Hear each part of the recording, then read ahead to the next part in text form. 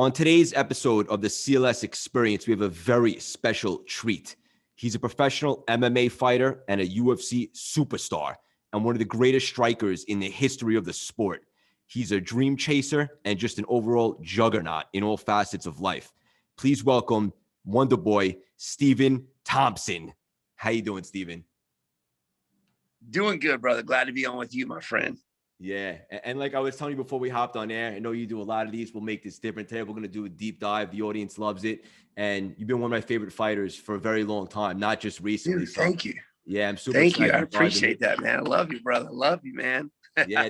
The thing I love about you most, my friend, in a word, integrity. You don't see that from everyone these days.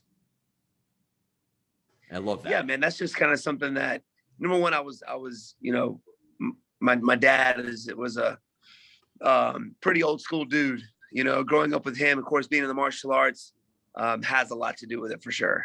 Yeah.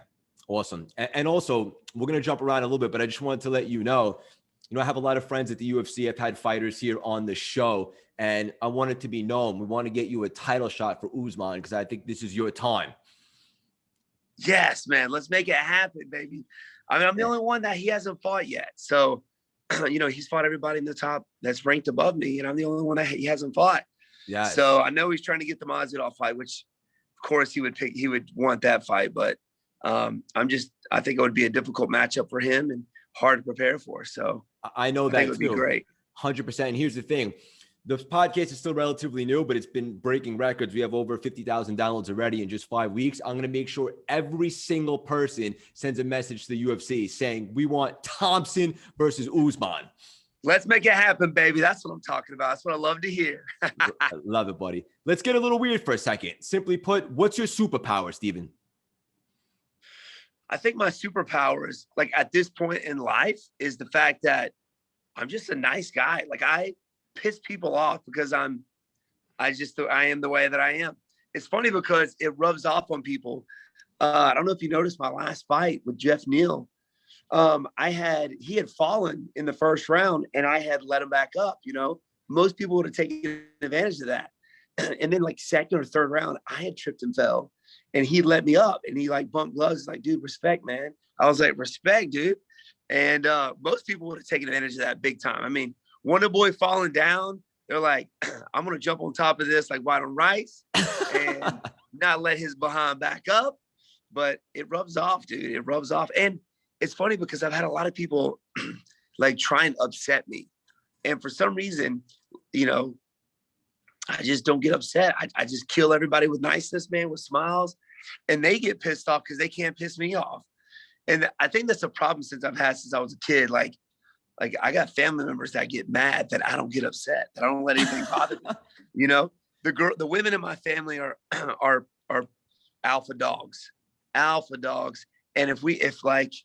so they're the type of people that, like, if they don't get something right, they'll make sure that, they're very honest people. You know what I'm saying? Like New Yorkers, man, they're very honest people. Yeah. And it doesn't matter if you like it or not.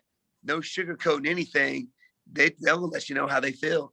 But I'm not that way, man. I'm just super nice, bro. And it pisses people off. I think if I had a superpower, that would be it. Just kill people with niceness. Just transform them.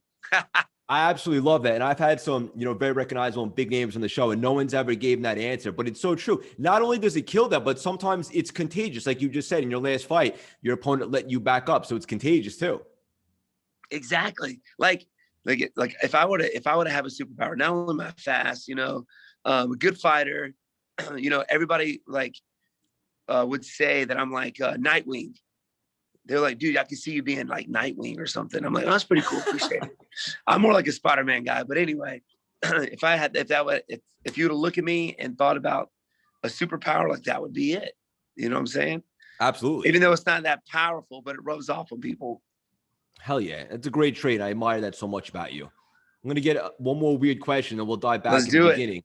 When did you officially become Stephen 2.0? I think it was after the knockout that I had with Anthony Pettis. There was talk. Of course, that was my first time I've ever been knocked out. So I don't understand why people were saying that I didn't have a chin. when I've been hit way harder than Anthony Pettis hit me, it was just on the right. It was like right on the button. He hit me right on the button. And I think what really hurt me was he knocked me out and then he jumps on top of me, hits me like 2 more times real hard. Like when I watch that, I'm like, oh my God, like that's, when I think about it, I'm like, dude, that's like the brain damaging part. But I was fine. I got CAT scans, I got MRIs, and I didn't have any brain bleeds or anything. Like I was great. But I think it was after that fight, like I really wanted to show people that Stephen Wonderboy Thompson, you know, even though I'm 38 years old, 38 like years young, I can still fight like I'm 20. That's right, 38 years young, baby. And you know, it kind of, you know, upset me a little bit. Everybody thought I didn't have a chin anymore, that I was kind of washed up. I was like, wait a second. I haven't been knocked out. I've had 3 controversial losses, with 2 with Woodley, 1 with Darren Till. I'm like, come on, guys. Like, you know, I felt like I'd won those fights, but people didn't see that. And it's funny because you're only as relevant as your last fight. You know, people start to forget about you. And it's funny how fast that happens. But after that, like I really wanted to switch things up, you know, wanted to be a little more creative. And, you know, I just found myself a little bit more focused whenever I'm in the gym because of that, you know, and 2 good wins of some really tough guys. You know, here I am. Yeah, I love it. Everything you just said really resonates. And also, I think what the audience gravitated towards a lot after the Pettis fight was just how you handled yourself like a man after that. Because a lot of people wouldn't handle it the way you did. And I think everyone appreciates that. Well, thank you, man. And you know, it's funny because, like, you know, I've seen a lot of people lose that way, but you know, to me, it was like a weight off my shoulders, because I've had close to 80 something fights and I've never been knocked out. So it's always in the back of my head, like, you know, when is this going to happen? Because at some point in time, hopefully it never happens, but you know, when you fight that many times, it's bound to happen. So when it did, it was like, oh, it's not that bad. You know, it wasn't that bad. Now all I can do is go out there and fight. So it was kind of like a weight off my shoulders, and took the right amount of time off. Let the brain heal up, and man, I was ready to go. Like, it was, to me, it was a win, because, you know, I took that like a champ. You know, I've been in some tough situations, like when Tyron Woodley had me in that deep guillotine, fought my way out of that. My second fight in the UFC, my very first loss ever, was Matt Brown. We were beating the crap out of each other. I had a super bad weight cut and fought through that. And it's like, you know, the worst thing that could happen has happened to me now. Been knocked out, and it ain't that bad. So I'm good to go.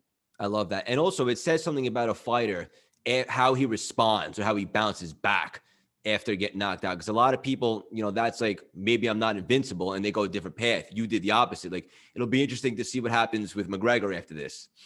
Yeah, that's true, man. I know this is the, you know, best 2 out of 3. You know, Conor won 1, Pettis won 1.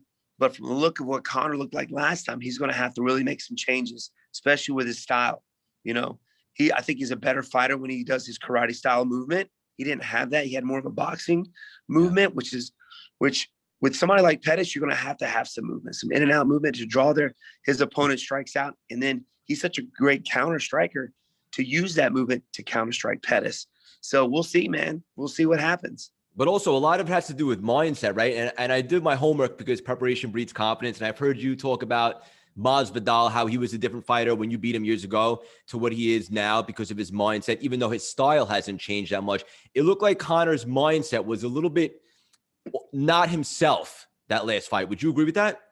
100%. And that's something that I can tell in his interviews, the way he carries himself. Of course, he's always been that guy to, like, you know, I'm training hard, you know, I'm strong, I'm tough, blah, blah, blah, but you can just see it in his eyes. Agreed. When he stepped down that octagon, you could tell it just wasn't the same guy.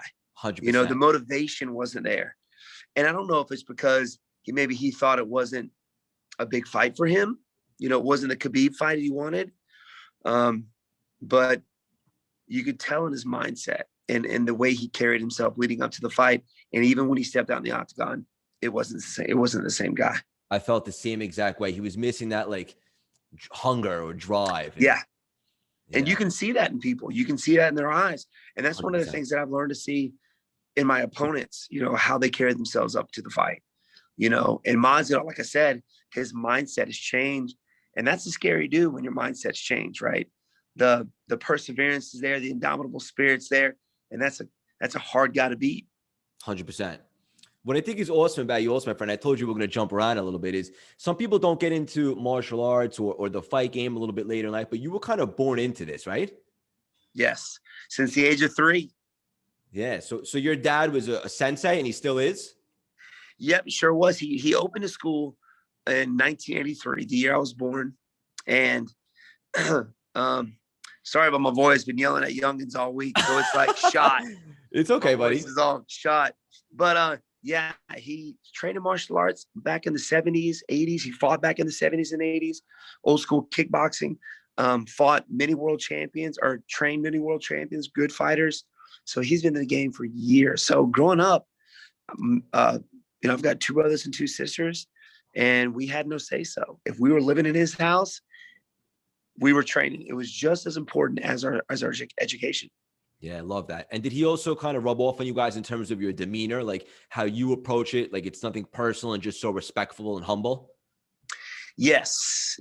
I mean, he really did. And we understand that it's a game that once you start making it personal, or once you start letting people control your emotions, that's when you're going to start doing things you normally aren't going to do, right? Like I've seen it time and time again, Muhammad Ali and even Conor McGregor. It has the ability to get into people under people's skins, and then they feel desperate when they're out there, like I have to knock this guy out. You saw it when he fought Jose Aldo. He lost the fight before he stepped out there. And I understand it's a game. I understand there are people out there that are going to try and get under your skin. But when you're emotional about it, your cerebral part of the fight is gone. You're no longer calculating, you're using your emotions to go out there and fight. And that's what you don't want. I love that. So scientific and textbook. Yeah. So you started with kickboxing, and obviously you went on a serious tear, undefeated for about 15 years, right? Yes. So I had my first fight. I was 15 years old. I had to be 16, but we lied about my age. And I fought a guy who was 20-0, and he was 26 years old. I was 15. I looked like I was 12 at the time. But my dad threw me to the dogs on that. And I think it was because I thought I sucked, because I'm sitting here getting my behind whooped by my sister, by this girl who was a monster. You know, she was beating dudes, knocking dudes out. And I thought I was terrible. So it was kind of a way for him to show me that I was better than what I thought I was. So of course I was nervous going out there fighting this dude, but I beat the brakes off this guy. And which is how I got my name, the Wonderboy. You know, I looked like I was a kid, and the announcer after the fight went to my opponent, was like, "Hey man, what you think about this kid?" He's like, "Man, I wonder why I even stepped out here with this boy." And the announcer called me Wonderboy, and it stuck with me ever since. I love that. It's a catchy nickname, and you still got that baby face in the best way. Thanks, man. You the man, bro. Yeah, that's awesome, buddy. So when did you make the transition from kickboxing to MMA, so to speak? So I had a kickboxing fight in Montreal, Canada, and was fighting a guy who was a beast. Boudreaux, I think his name was Derek Boudreaux, I think. I know his last name's Boudreaux, but I knew he trained at a gym called TriStar. And I got there, we were in the ring, and lo and behold, I look across the ring, and GSP and Faraz Zahabi, which is GSP's trainer, was in my opponent's corner. I'm like, man, this dude must be legit. You got the GOAT, you know, in his corner. And I think I ended up knocking the guy out in the 5th round. But afterwards, GSP and Faraz was like, "Hey man, we would love to have you a part of our camps, you know, work on his striking." He had some tough strikers he had to face, like Thiago Alves, you know, BJ Penn, good boxing. And I was like, "Dude, are you kidding me? Let's go." So spend some time up there with GSP. I think that's a great mentor to have in your corner. Oh man, I know it. And these guys are great, man. Faraz Zahabi, GSP, the best guys to ever train with, and so knowledgeable, you know, so knowledgeable. It's just great. But he was my inspiration to switch from kickboxing to MMA, because I wanted to be the best sparring partner I could be for him. And I didn't have the wrestling. I didn't have the jiu-jitsu. And I knew the guys that he were facing, had that, that aspect, those two types of martial arts. And I had put that on the back burner years before. I was training jiu-jitsu, training wrestling, but I was more focused on kickboxing. So I found myself doing more of that. And then through GSP, started training with guys like, Nate Marquardt, Rashad Evans, Anderson Silva, Lyoto Machida. And I'm like, man, dude, I'm training with these world champions. Why not switch from kickboxing to MMA? And came in the MMA game fairly late. I was 28 when I got in the UFC. And to be honest with you, I've just been along for the ride ever since. I'm just glad to be a part. I love that. Yeah. And I love it, man. I love it. It's like what I'm doing now. I pivoted from, business and have my own business on Wall Street to now being a mindset coach and speaker and just helping people revamp their mindsets. And I just love it so much. Essentially, I would do it for free, even though it's very lucrative. And I know you've said the same thing. It's so important to be able to find what really fuels your fire in life and run with it. So I admire that so much about you. Thank you. In regards to I'm glad you found that too, baby. Glad you found it too, man. Yeah. And that's one of the reasons why I wanted to connect with you, because I find it so relatable. And obviously I'm a huge fan. I appreciate you saying that. With GSP as one of your mentors and you being in, a sparring partner for him, couldn't ask for a better guy in your corner than that to learn from. What's one of the coolest or most important, valuable tips, whether it be mental or physical, that you learned from GSP? You know what? It wasn't just from GSP either, but from all the champions that I've trained with. Nate Marquardt, Rashad Evans, he was champion at the time, Lyoto Machida, Anderson Silva, Chris Weidman. These guys have something special about them. And it is the mindset. When, and I've seen this out of high level fighters, they could be having a bad day. They could be having some bumps and bruises, a little bit of injuries. They could be just tired to all get out, but they're still finding time and still motivating themselves to go to the gym and train, and I've seen guys do this over and over again. Like, man, you know what? I'm a little sore today. I'm not going to the gym. These guys have no excuses. They can always find something to do. And I remember through training with guys like this, it was after my knee surgery. I tore every ligament in my left leg. I was out for 3 years, actually. Torn every CL you can think of. They took 40% of my meniscus out. Doctor said I would probably never fight again. And the day after my surgery, I knew I was going to fight again. Like nothing was going to hold me back. I was in the gym, sitting in a chair, hitting the bag with my leg propped up, like I'm not going to let this thing do what prevent me from doing what I love to do. The doctors told me I'll never fight again. And here I am fighting for the biggest fight promotion in the world, but that mindset is what these champions have, because when you're in the gym, and my dad's told me this too, and has told champions this, like, the day that you don't go in, just remember that your opponent is in their training. Your opponent isn't missing a day. They're bettering themselves. They're improving on a daily basis. And if you miss that training session, you miss that day, that's one day that you're lacking, that you're falling behind.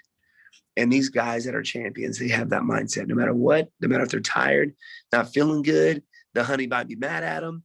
They may be exhausted. They're still in the gym training. Oh, I love that, my man. And for the audience listening, this is so valuable. And it doesn't even matter if you're a professional UFC fighter or whatever it is that you're doing in life. You use that extra drive to maintain that discipline, and you have an edge over anyone else, no matter what you're doing, whether you're an actor in Hollywood, you're in business, whatever the case may be. And it's also the same reason why I get up every single morning and I work out to start my day. Yes, sir. Because it just gives me a psychological advantage. I have an edge. I've already owned part of the day. And so I love that you're saying that. It's so true. Champions are made upstairs in their mindset. I love that. Yes, sir. And the thing is, like, I focus on how I feel after, like doing something that I don't want to do, the feeling that I have afterwards that I just did that even when I didn't want to do it. It makes you feel good, man. And I focus on that feeling good after that workout I didn't want to go to, or that training session that I was, a little banged up, but I went anyway. Like I have this euphoria, this high, yes, this great feel good, that I went out there and did it. I crushed it. Yeah, especially the ones that, the voice in your head is playing little tricks with you, especially those. Love that. Oh, yeah. Stephen, with the knee, because, you took a couple of years off, that's a very serious injury. Can you still run and all that? I can. I don't do any long distance running. For me, I do sprints. So I run hills. We have this huge hill. I started doing that when I was up in Long Island training with Weidman. He would have this huge hill that he would run up ever since he was a wrestler in high school. His coaches used to make him run this hill. And now he's got his whole team running this hill. And it's a butt kicker, bro. And we got a hill, I think at my parents' house that I run every Friday in camp. So it's not long distance, but I'll run 5-minute rounds up and down this steep hill. It's this behind whooper, bro. You dread it. You dread it every Friday, but like nobody's training like that, man. Like nobody's pushing themselves like that. But so I'll do that. I'll run hills. Yeah, and for the audience, trust me when I tell you, those hills are deadly. I ran 4 marathons last year. No way. And one of them that I ran was in San Francisco with the bridge. And during that course, you run back and forth. So in order to train for that specific course in Manhattan, I would train at Central Park, where they have this big hill called Harlem Hill. It is not easy, my man, but it definitely strengthens your legs. But those hills are no joke. I absolutely know what you're talking about. Yeah, man. So that's a big part of my cardio is running hills. Legs and lungs, my dad says. If you got tireless lungs, you can go out there and win a fight. Love that. It's a great mantra.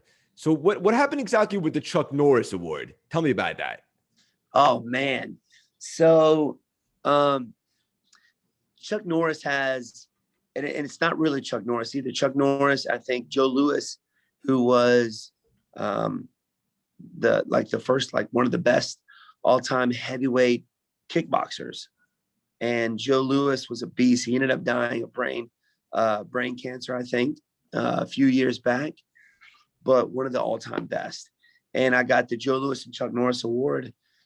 It's just legendary karate fighters because they're karate guys, And back in the earlier UFCs, karate was looked down upon, especially in the 80s and 90s, because I think it was around when the Karate Kid first came out.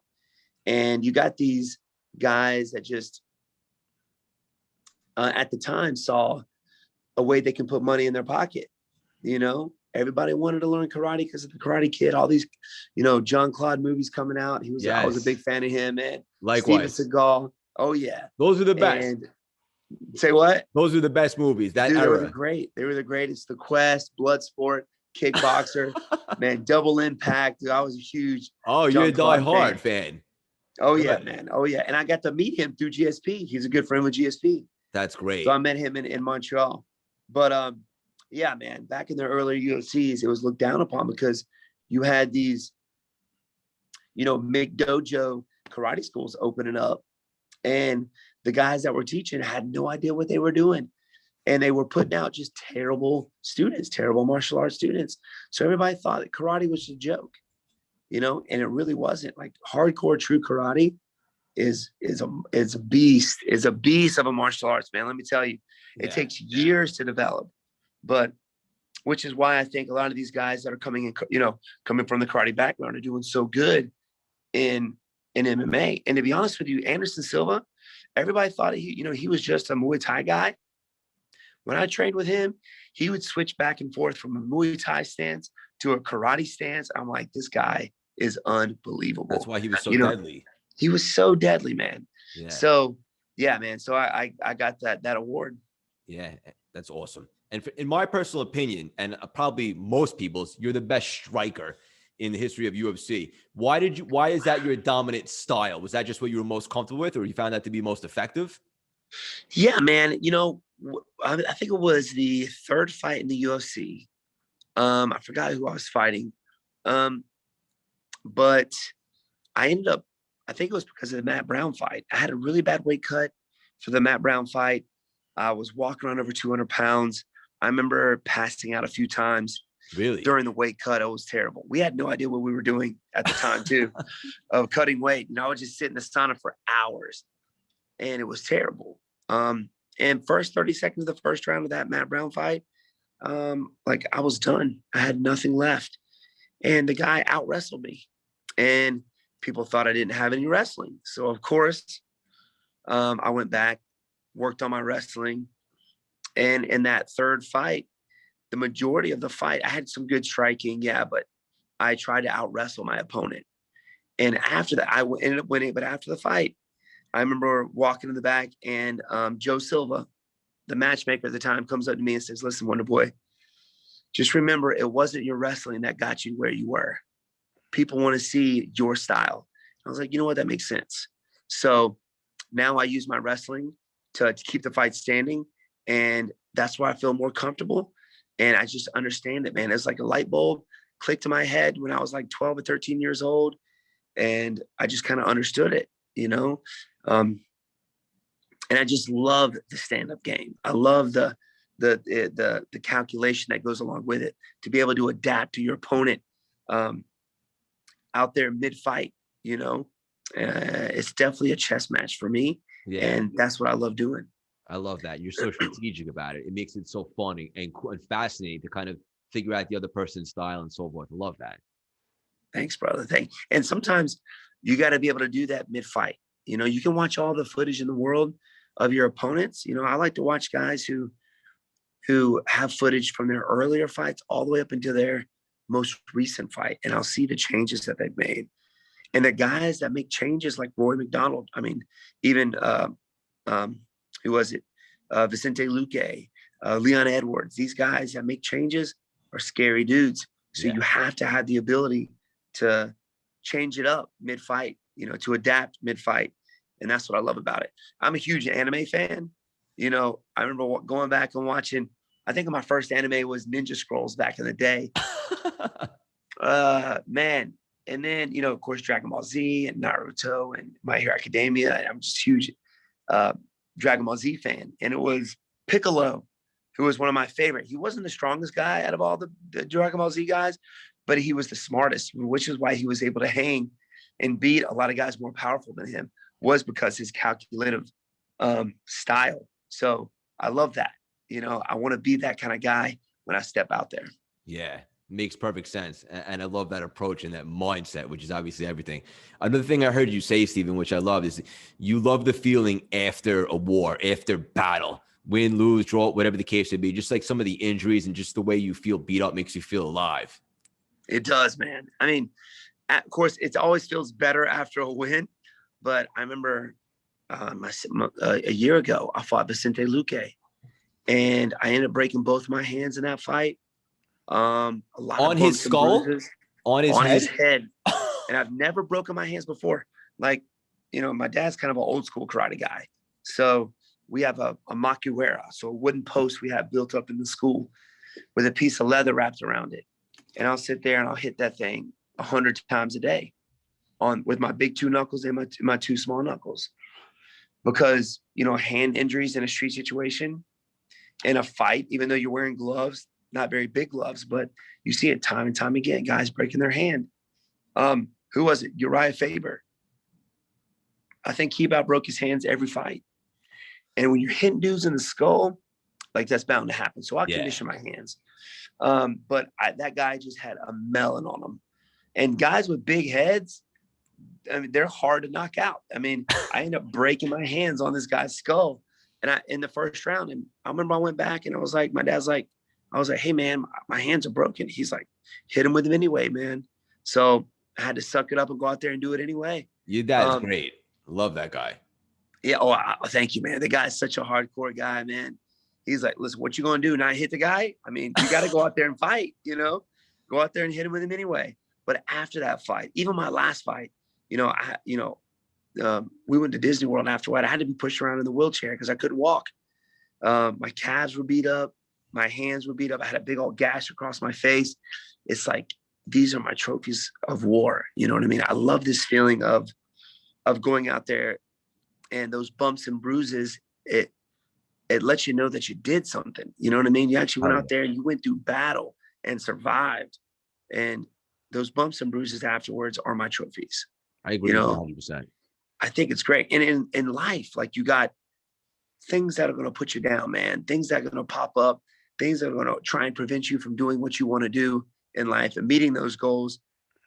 And those bumps and bruises that you get along the way, man, those are your trophies. That's what hardens you. That's what makes you a better person, a better man, a better human being in the long run. So not just in the martial arts, but in life itself. That's kind of like how I look at it as well. You know, you're going to get those bumps and bruises in life, man, those scars that you get, you know, the love of your life leaving you, you're losing your job, you know, Pandemic. you're having a hard time making ends meet, but you push through it and you make it happen. You get those bumps and bruises, you know, you know not to make those mistakes again, and you learn from them. So those are your trophies. That is the most valuable thing that we can speak about for this audience. I love that. But honestly, it's making me a little bit emotional because it's so true. No matter what happens, nobody's life just goes up in a straight line. There's peaks, there's valleys, there's ups and downs. Specifically, if you're taking a real shot at life to leave your mark on it, there's going to be challenges, obstacles, and setbacks. But we've got to learn to love them and embrace them. It's just all part of our legacy, all part of our story. And for the most part, if you're doing the right thing, like you just said, you're going to be stronger for it, and you're going to be able to push through. And you'll learn a valuable lesson from it. And then look at the scars as trophies, like you just said. Yes, sir. That's what life is about, man. That's what life is about. Like I was telling my dad the other day, like, you know, 100 years from now, 1,000 years from now, when they dig up my bones, if that ever happens, I want them to know that this was a warrior. This was a fighter that we're looking at right now, just by looking at his bones, his you know, his remains. Like, I want them to know that I'm a fighter. Yeah. You know, and you get those along the way. Even if you're not a fighter, if you're not a combat sport, you're going to get those, man. And you learn from them, and you got to keep pushing. And I've had a lot of people that, you know, they got struggles. They're asking for advice, and that's the advice I give them. I was like, listen, man, you know, you got one life, man. Yes, you don't think people, because they see me where I am today or what it took to get here, the sacrifices I took, the bumps and bruises. It's the fact of why I'm here that I'm successful is because I didn't stop. You know, I didn't stop when most people would have. I mean, look at Michael Jordan. How many times do you think he shot a three throw? You know, like thousands and thousands and thousands. How many times do you think he missed? Thousands of times, but he didn't give up. That's why he's the GOAT, man. That's why he's the best. Yeah. People aren't willing to do that. I knew we were going to get deep here today because that's the theme of the CLS experience, but this is even deeper than I imagined. We are creating magic for the audience. This is so valuable. I love you, buddy, just so you know that. And everything that Stephen's sharing with us right now, these are life lessons that could be applied to anyone going through anything. It's all the same mindset. Life will get tough at times, but we get stronger and we embrace those obstacles because they're what shape us. Exactly. And it's those moments where you know that you're alive. And those are the moments that you cherish the most when you look back. Yeah. My favorite fights are the ones that when I was put in uncomfortable situations, I found my way out. I didn't give up when most people would have given up.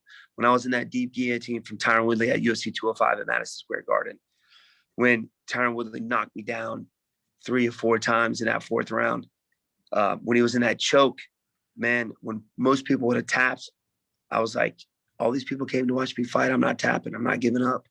Those are the ones that I cherish. Those are my favorite fights. When people ask me, it's in those losses, those ones that when I was in a tough situation, when most people would have given up and I didn't, like, it lets you know who you are. Those are the ones I'm most proud of. Love that. And you know, it's interesting on the flip side, some people that don't have a ton of challenges until later on in life, once they finally hit that inevitable obstacle, sometimes it destroys them. Yeah. Yeah, I agree with that. But, and maybe it's because they weren't willing to make those sacrifices early on in life, you know, but those are the things that I learned, but I put myself in those situations, you know? Yeah. I put myself in those situations so that I am accustomed to it. So don't run from heartaches. Don't run from things that you think are because you're going to lose or not going to do good at, you know. Don't run from things that you're nervous at. Maybe it's something new in life that you're making a move that you're nervous about, or a new job, or maybe you're quitting your job to do something something else that you're pursuing. I know a lot of people who wish they would have made those sacrifices then, because now they're seeing people that made those sacrifices and they're successful. But because they were afraid of doing it, they didn't put themselves in uncomfortable situations. They missed out. So don't be afraid of that, man. This is absolute gold, buddy. Thank you so much. Yes, sir. When did you start the Anytime, man. teaching, Anytime. Stephen? Man, I started teaching. I teach the kids classes here.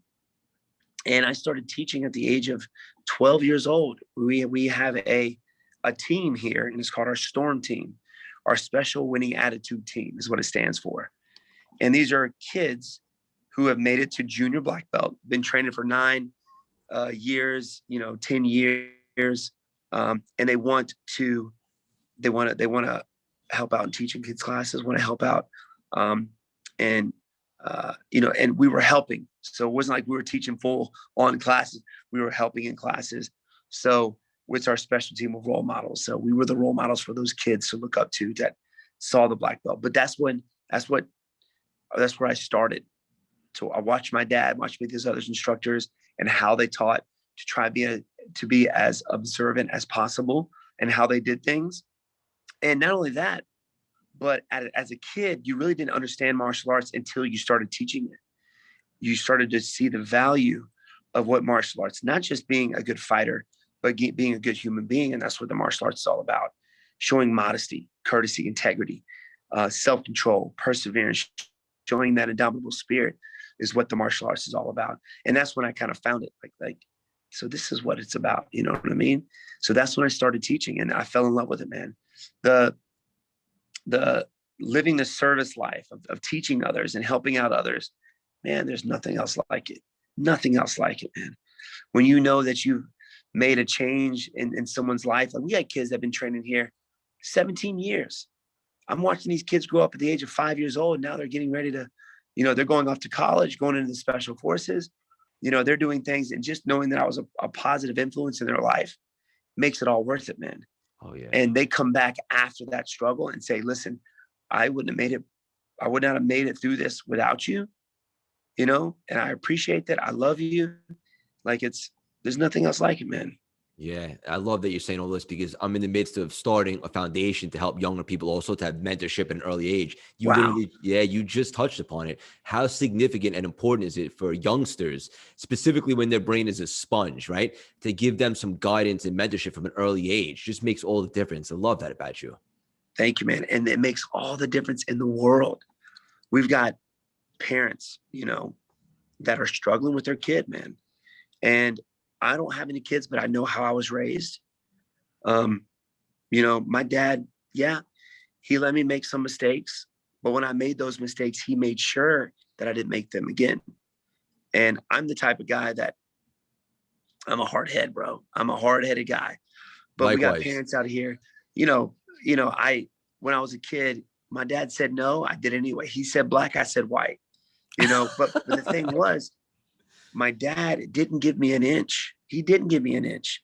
We got parents out here who want to be friends with their kids. And at this point, your kid's 5, 6 years old. They don't need you to be their friend. They need you to be their parent. Later on in life, when I was 18, 19 years old, when I, started to become a man is when my dad became my friend. He became my bud, but as a kid, he didn't give me an inch. He really didn't. I pushed tooth and nail to get those inches to take advantage of you learn that as a kid. You try and push their buttons, and parents at this point in time, and you got an iPad that parents give their kids just to get them to sit down and be quiet. My dad wasn't that type of guy. He was make sure he was there, and if it was meaning him staying up till the middle of the night to do that, to discipline me or you got me there? I got you. Okay, cool. I don't know if you still saw me. Somebody was trying to call in. He wasn't my friend. So parents out there, there are certain times where you can have a good time with your youngins, but make sure that you're the parent first, and your kid will respect that. I thank my dad every day, the way he raised me. It was rough, man. It was rough. I hated karate when I was a kid. I really did. But he made me go because, number one, he knew what was good for me. He knew what was important for me. I didn't. I was just a kid. I think I knew, but I didn't. And he made me go, and I thank him for it every day. you I know, love this. Yeah. And every listen, day. for the audience listening, I'm not going to tell anyone how to be a parent, but as you can see with, Steven's situation, his dad at the time, granted, there weren't iPads there to just, give your kid, go sit in a corner and be entertained, but just being, as they're a sponge and they're absorbing everything that they see and hear, got to be on them with the right values and help them cultivate the right mindset from an early age. And look at you, you're a legend, you're a warrior, you're a fighter in the octagon and in life, and you left a huge legacy, and your best is yet to come. And I think that definitely is a great tribute to your pops. Oh, 100%. And I thank him every day for it. And he's still, I look at him and I'm like, man, he's a dying breed, man. And it's sad to say, but it's my goal to put more men out there like that, to put human beings out there like that, men and women, because he's the type of guy, man, that, and I find myself doing this too. Like even tying his shoe, he tries to do it to his best ability. And he tells me that. He's like, everything that you do it to your best ability. Don't do it half-ass. If it's washing the dishes, if it's making your bed, if it's out there teaching the kids classes, if it's tying your shoe, like I said, do it to your best ability. And I find myself like, he's the type of guy that if somebody in front of him is in a car and throws out the trash, he's the guy that pulls over, pick the trash up and throws it away. You know what I mean? And he never taught me that. I just watch him. I watch every move he makes and it rubs off on you, man. It's like, that's how it should be. Like, do everything to your best ability. And even if it goes out of your way a little bit in things that you don't like doing, do them anyway. Like throwing your trash away, don't throw it out the window. Just do the right thing. And he's that guy, man. And yeah, it's going to be sad to see, he's getting older every day. I see it, and I see it. It's like, man, like, Pops, you got to outlive me, man. You got to outlive me. I can't see you go. So he's a good man for sure. Yeah, I can relate to that. My pops is old now, and he's dealing with some stuff, and he's my best friend in the whole world, and I appreciate that. And also, even what you just said, like the man that I am today, obviously I've evolved a lot, but like I remember I was recently on a run in New York City, and I had a piece of gum in my mouth, and it came out of my mouth on the ground on the sidewalk, and took 3 steps. I stopped my run, I picked it up, and I waited till the next trash can came, and I threw it out, because that's just who I am this day and age, and Yes, trying sir. to be the best that you can be. So what you just said really hit home to me. It's those little things. It's those little things that matter, right? Those little things like picking up your gum. Yeah. That just make all the difference in the world, man. I think that's awesome. Yeah. That's awesome. I know that you say often that you're ready to die when you step into the octagon. Throughout wins, losses, challenges, like we discussed earlier, how do you maintain such a positive attitude, which in my opinion makes all the difference in the world? Well, I have outlets that I can get my frustrations out in, such as training, working out. There's a lot of people out there that don't have an outlet. Whatever's frustrating me throughout the day, I know that I can get that frustration out on a bag, or going out there having a good hard sparring session or wrestling session or strength and conditioning, that I can get my frustrations out in. And I think people should find an outlet for themselves. And it doesn't care what it is. If it's breaking something down and putting it back together, if it's working out like yourself or going on a run, I think people should find that outlet. But that helps me tremendously. But not only that, I keep a small circle around me of good people, family, very close friends, but a very, very small circle. And those people in my ups and downs are there for me every step of the way. They're the ones that bring me back up in those losses, in those hard times. And if you don't have those people, it's up to you to go out and find those people. Like, they're not just going to come to you. It's up to you to flow out there and find those important people in your life and keep them close. You know what I'm saying? Yeah. So those are the people that help me in staying positive in my ups and downs as well. But also having an outlet at the same time of going out there, getting your frustrations out on a bag, or, you don't even have to know what you're doing. Just get you a bag at home and beat the crap out of it. You know what I'm saying? It helps tremendously, man. It really does. But a lot of it too, like, I just know that whatever I go through, I'm going to get through it. And that keeps me a positive mindset, because I know that I'm going to push through whatever comes my way. I know it. Just no ifs, ands, or buts about it. It's going to happen. And mentally I'm ready for it. And I smile along the way. You know, if like you said, it, like my dad's always told me too, like, you know, if you get to the point where you can't control your emotions, that's where your fall is going to happen. That's where your downfall is going to happen.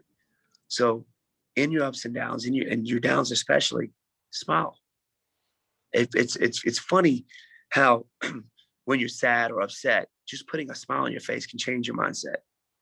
You know, and I got a buddy out there, West McCracken.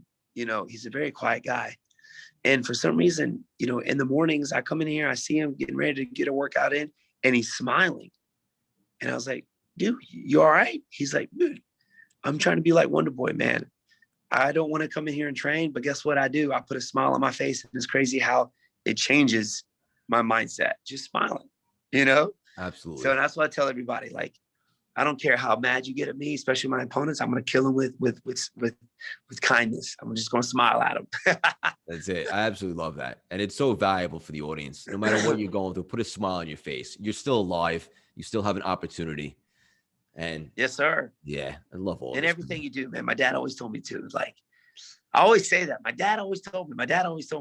But it wouldn't be where I am if it wasn't for him. But he especially in doing what I do, I love what I do. I could do it for free. I could teach for free. I could fight for free. I just love doing it. But my dad told me, he was like, look, people don't really care how much you know. They only want to know how much you care.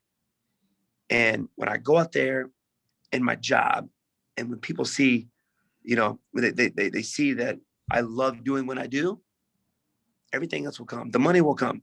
Like, you don't even worry about that. Just focus on doing what you do and love it.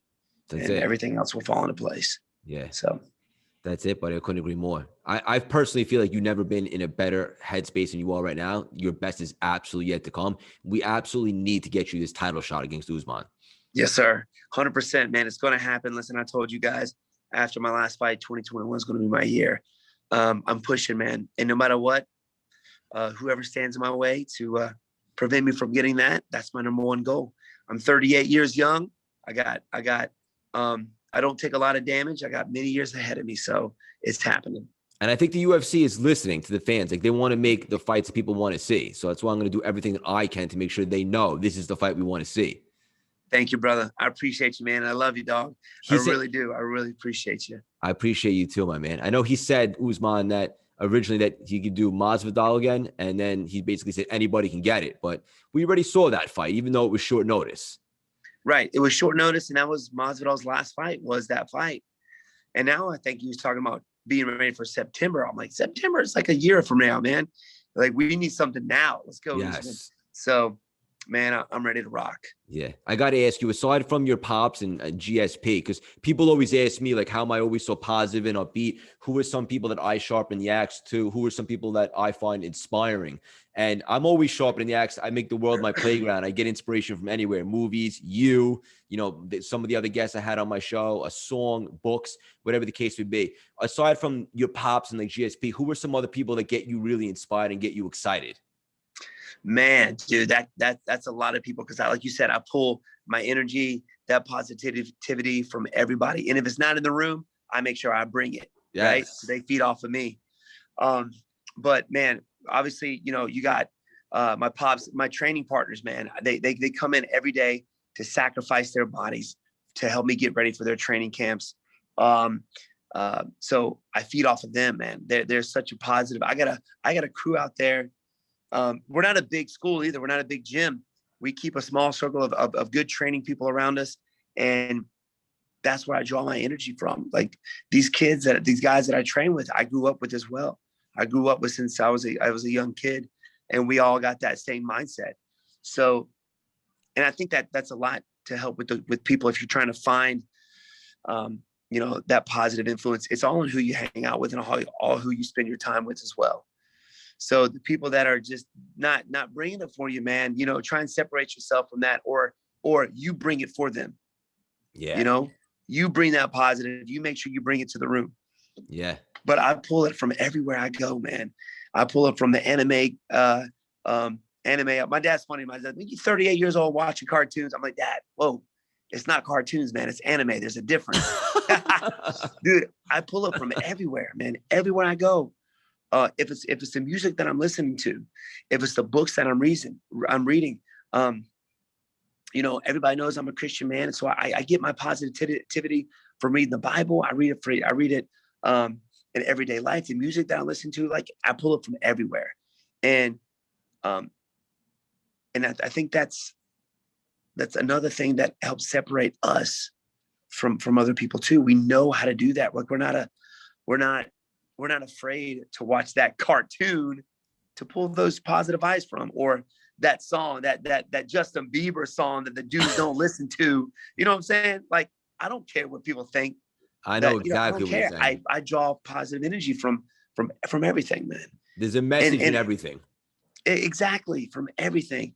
And you know what? If I go somewhere and it's lacking, I bring it 100%.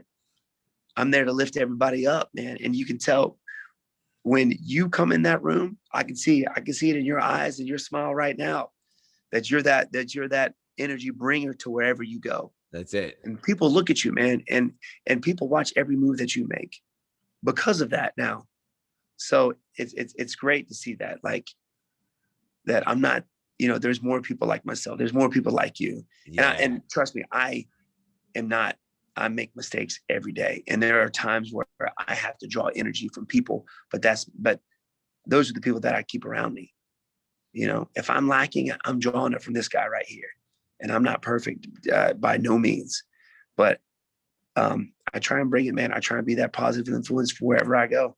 Yeah. And I can guarantee you it's work, my man, because I always make a promise to myself, no matter what encounter I have, whether it's in person or on a conversation or Zoom or a podcast, I always want to elevate that person's state. So when they get off that call, they feel uplifted, they feel on fire, and you have that same contagious aura about you. And it's very rare, but it's very special. Thank you, man. I appreciate you, brother. I really do. Yeah. I'm ready to go out there and work out right now. Let's go.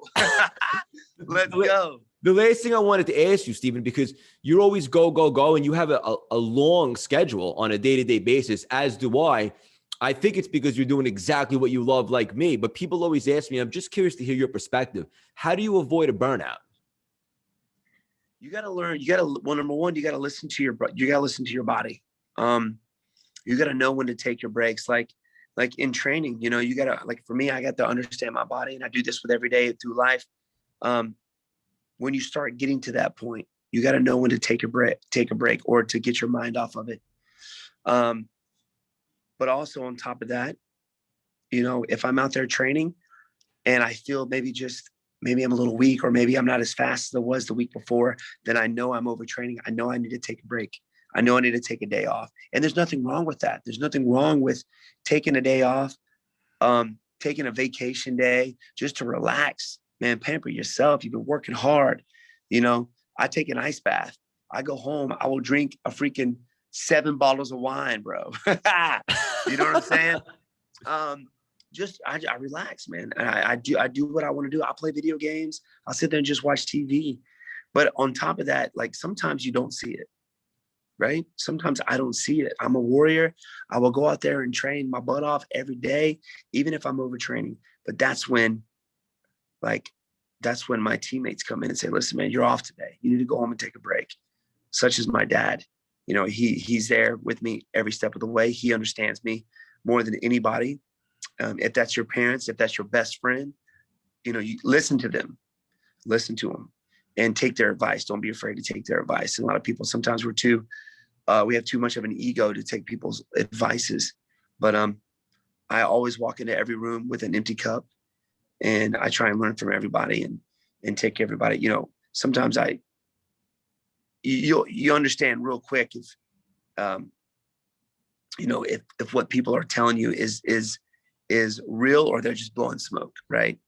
But the people that I keep around me are straight shooters, and I listen to them. So that's when I know when to take a break. You know, I listen to myself, I listen to my body, I listen to my mindset. And if I need a break, man, I give myself a break. I got one day off, and that's Sunday. I got one day off, and that's the time to kind of do what I want to do. But to be honest, man, if you love doing what you're doing, like, I really don't need a day off. Like, I love it. I love teaching karate classes. I love training every day. but sometimes just for your psyche, for your own self, Yeah. you need time for that meditation. You need time for yourself, you know. And I'll take those days and I won't spend it with nobody. I will just be by myself all day, just to listen to my mind and think about things that that I want to accomplish, or maybe things that are going on in my life that I'm not happy with. I'll sit there and just meditate on that. Likewise.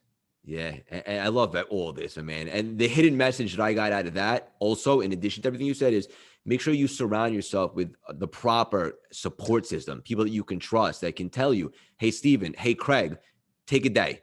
Like, just go get a little Yes. reset. So you got to surround yourself with the right people, not people that are going to blow smoke up. And so I love that you said that also. Yeah, 100%. And it's sometimes you like keeping those people around because they'll tell you what you want to hear, but that's not always good. Yeah.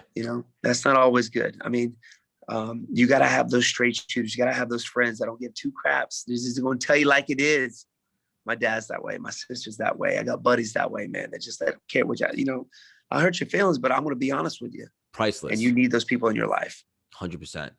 For the audience listening, I know we got a lot of you guys. If you absolutely love the conversation, don't be shy. Hit up Stephen on Instagram. Tell him that you heard the conversation, that you loved it. Tell him that you want to see him in the next title fight. And this is absolutely his year, 100%. I guarantee it.